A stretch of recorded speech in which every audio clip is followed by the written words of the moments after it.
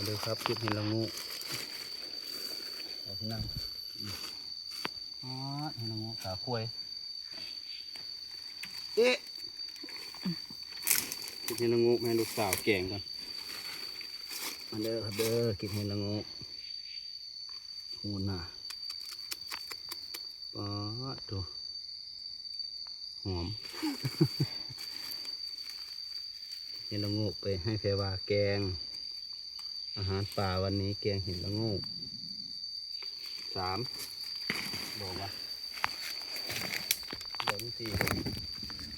นี่เลย5 6โอ้นี่6 ดอกหมูนี่ดอกบักใหญ่มันเทียบไปกับกระปัน